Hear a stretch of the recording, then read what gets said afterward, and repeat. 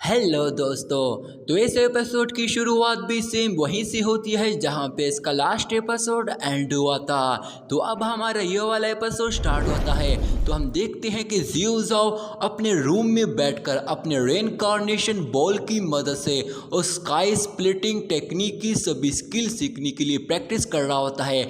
वही हम देखते हैं कि इस वक्त जियो जाओ उस टेक्निक की स्वॉर्डमैनशिप स्किल को भी सीख रहा होता है, जिसके बाद जियो जाओ उस टेक्निक को वापस बंद करके अपने पास रख लेता है, जिस पर वो खुद से कहता है कि मेरे इस रेनकार्नेशन बॉल की मदद से मैंने आज काफ़ी प्रैक्टिस की है। मैंने कम वक्त में इस splitting sky and earth powers pattern को भी समझ लिया है।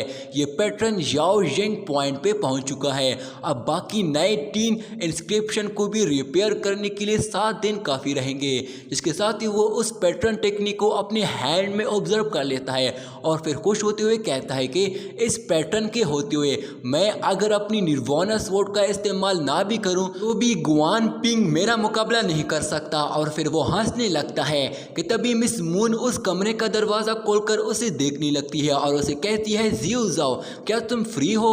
जिस पर जियो जाओ उसके पास आके उसे कहता है मेरी जान तुम यहाँ क्यों आई हो, क्या तुम्हें मुझे देखने का मन तो नहीं कर रहा था। जिस पर मिस मून उसे कहती है मैं यहाँ तुम्हें बस कुछ कहने को आई थी कि तुम्हें अब यहाँ वेयर हाउस में रहने की कोई ज़रूरत नहीं है। ये सुनकर जियो जाओ के होश उड़ जाते हैं और वो खुश होते हुए कहते हैं क्या तुम मुझे सॉरी कहने आई हो ताकि मैं तुम्हारे साथ वापस जाकर तुम्हारे साथ रहूं। ये सुनकर मिस मून शर्माती हुई उसे कहती है ऐसा कुछ नहीं है, तुम बस अपने कमरे में वापस जा सकते हो। जिस पर जियो जाओ उसका हाथ पकड़ते हुए उससे दिल की बात करने को कहता है कि तभी मिस मून उसे कहती है किन फैमिली का बिजनेस पूरी तरह गिर चुका है। अगर हमने इस पे ध्यान नहीं दिया तो मुझे डर है कि जाओ फैमिली की तरह हमारा भी बिजनेस में काफ़ी लॉस्ट हो सकता है। मेरे पास इतना टाइम नहीं है और ना ही मैं अकेले ये सब संभाल सकती हूँ। इस पर जियो जाओ उसे कहता है कि जियाओ फैमिली कौन सी फैमिली है, मैंने तो पहले इसके बारे में कभी नहीं सुना। इस पर मिस मून जवाब देती है और उसे बताती है कि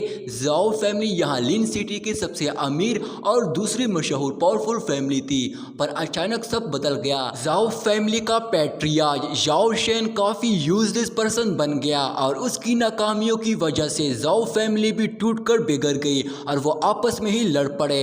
पर ये सब तुम्हें बताने का कोई फ़ायदा नहीं, तुम इन चीज़ों को नहीं समझोगे, इसलिए अच्छा होगा अब तुम वापस अपने कमरे में आ जाओ और थोड़ा रेस्ट कर लो। और इतना कहते ही वो वहाँ से चली जाती है। जिस पर जियो जाओ खुद से कहता है कि लगता है अब मुझे जल्द से जल्द किन फैमिली की मदद करनी पड़ेगी, बस मुझे स्वॉर्ड एंड 10 वेपन मिल जाए, पर यह अभी पॉसिबल नहीं है। और ये पैट्रियार्क याओ शेन तो मुझे एक अच्छा इंसान लगता है। इसके साथ ही यहाँ पे ये सीन चेंज हो जाता है जहाँ हम जियो जाओ को देखते हैं जो कि उस पैट्रियार्क को ढूंढते हुए वहाँ पहुँच जाता है। वहाँ एक भिखारी उसे पैसे मांगने लगता है कि प्लीज़ मुझे कुछ पैसे दो। जियो जाओ उसे 2 कॉइन्स देता है और खुद से कहता है कि याओ शेन को तो यही होना चाहिए। पर तभी वो देखता है कि एक आदमी को कोई पीट रहा है। वहाँ 3 आदमी मिलकर एक ओल्ड मैन को बहुत बुरी तरह पीट रहे होते हैं। वो सभी उसे मारते हुए कह रहे होते हैं कि इस निकम्मे को अभी भी लगता है कि ये जाओ फैमिली का हेड है। जिस पर एक आदमी उस ओल्ड मैन को कहता है तुम अब बेकार हो चुके हो। और फिर वो सभी मिलकर बहुत बुरी तरह उसे जोर जोर से मारने लगते हैं। जियो जाओ उनकी तरफ आ रहा होता है जहां वो सभी उसे पीट रहे होते हैं। तभी जियो जाओ उस ओल्ड मैन को याओ शेन नाम से बुलाता है कि आज तुम अपना काम सही से नहीं कर रहे हो। ये सुनकर वो आदमी अपने साथियों से कहता है ये बच्चा आखिर कहाँ से आ गया है। और फिर वो लोग उसकी तरफ आगे बढ़ने लगते हैं। जियो जाओ आराम से खड़े होकर याओ शेन से पूछता है कि याओ शेन क्या तुम दोबारा से वापस आना चाहते हो, वो भी अपना बदला लेने के लिए। जिस पर वो आदमी उस ओल्ड मैन को लात मार के जियो जाओ से कहता है बच्चे आखिर तुम हो कौन, तुम में काफ़ी हिम्मत है जो गोंग गैंग के लोगों को रोकने का सोच रहा है, क्या तुम मरना चाहते हो, अगर तुम मरना नहीं चाहते हो तो दफा हो जाओ यहाँ से। तभी वो ओल्ड मैन जो कि याओ शेन होता है वो उठकर जवाब देता है मैं हर वक्त यही सोचता था पर अब अपना बदला नहीं लेना चाहता हूँ क्योंकि मैं अब कमज़ोर हूँ, मेरे हाथ की हड्डियाँ टूट चुकी है, मैं जो पहले था वो अब नहीं हूँ, मेरी कोई भी मदद नहीं कर सकता है। जिस पर वो आदमी उसे कहता है तुमने मेरे बड़े भाई के साथ जो किया उसके बाद तुम्हारे साथ यही तो होना था, तुम्हारे साथ तो इससे भी बुरा होना चाहिए। पर तभी जियो जाओ उसे कहता है चाहे दूसरे तुम्हारी मदद ना करे पर मैं तुम्हारी मदद करूँगा। ये सुनकर सुनकर जाओ शेन भी शॉक हो जाता है, जिस पर तुरंत ही जियो जाओ अपनी यिन यांग मेडिकल जजमेंट टेक्निक का इस्तेमाल करते हुए 3 युआन गुई मीन नीडल से उस पर शूट कर देता है, जो सीधा उसकी बॉडी में ऑब्जर्व हो जाती है। जिसके बाद जियो जाओ तुरंत ही अपने स्पिरिचुअल पावर्स का इस्तेमाल करते हुए बहुत सारे स्पिरिचुअल नीडल से उसकी बॉडी पे अटैक करवाता है, जिससे जाओ शेन को काफी पेन भी महसूस हो रही होती है, पर यह प्रोसेस उसको हील कर रहा होता है, जिसके साथ ही उसकी पूरी बॉडी पूरी तरह हील हो जाती है। देखकर वो भी हैरान होते हुए कहता है, आखिर ये कैसे हो सकता है? अब मैं अपनी बॉडी में अपनी असली ताकत भी महसूस कर पा रहा हूँ, मेरे सारी एनर्जीज भी पूरी तरह हील हो चुकी है।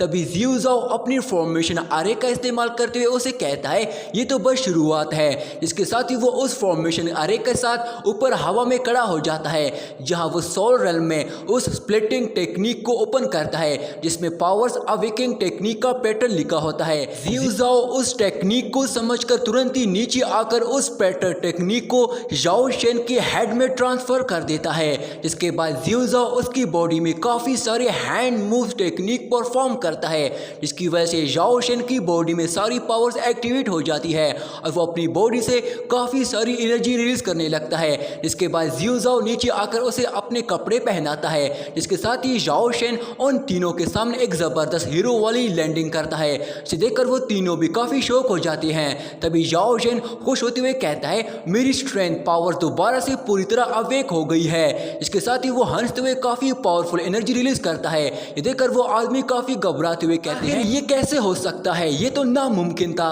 तभी उनका एक साथी घबराते हुए कहता है, ये इतना जल्दी आसानी से कैसे रिकवर हो गया? जिस पर तीसरा जवाब देता है, इस बच्चे ने इसका इलाज किया है। तभी जाओ शेन अपनी पावर्स को देखकर खुद से कहता है, मैंने 3 साल तक इसके लिए इंतजार किया है, पर आखिर मुझे ये मौका मिल ही गया।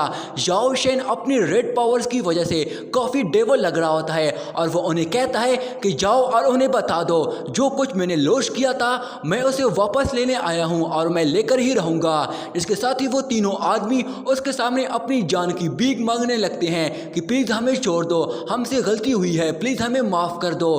पर जाओ शेन उनकी एक भी नहीं सुनता और तुरंत ही उन पे एक पावरफुल पंच अटैक कर देता है, जिससे वहां एक ब्लास्ट हो जाता है और हम देखते हैं जाओ शेन ने उन तीनों को ही जान से मार दिया होता है और बाकी सभी लोग उसे देखकर डर के मारे वहां से भाग जाते हैं।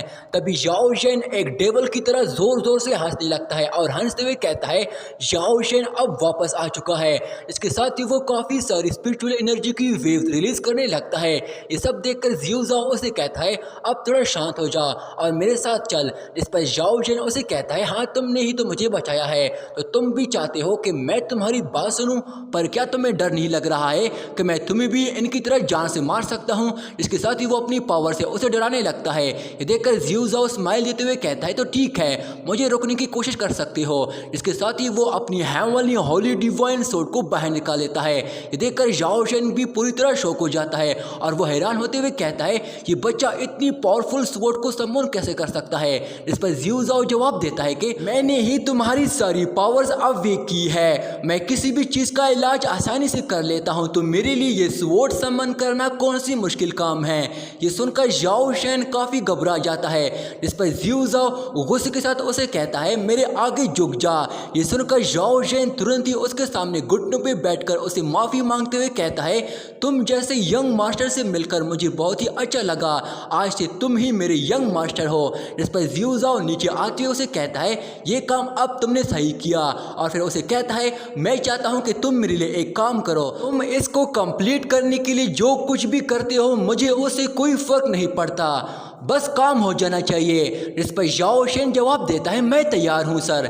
जिस पर जियो जाओ उसे एक पेपर देते हुए कहता है, इस पेपर में जो कुछ भी लिखा है तुमने वो करना है। और इसके साथ ही वो वहां से चला जाता है। जाओ शेन उस लेटर को पढ़कर देखता है तो उसमें लिखा था, कुछ स्वॉर्ड वेपन्स की बॉक्सेस तुम्हें किन फैमिली के पास लेके आनी होगी ताकि वो उसे बेचकर अपना बिजनेस बढ़ा सके। तुम्हारी पहचान किसी को भी मालूम नहीं होना चाहिए, ना ही इसके बारे में मेरा नाम आना चाहिए, वरना फिर तुम्हारी मौत होगी। ये सुनकर वो काफी घबरा जाता है, पर वो इस काम के लिए तैयार हो जाता है। और यहीं पे दोस्तों हमारा ये वाला पार्ट यहीं पे एंड हो जाता है। दोस्तों इस सीरीज का अगला पार्ट मैं जल्दी अपलोड करने की कोशिश करूंगा। तब तक के लिए मेरे चैनल को सब्सक्राइब करके इस वीडियो को लाइक कर देना। शुक्रिया।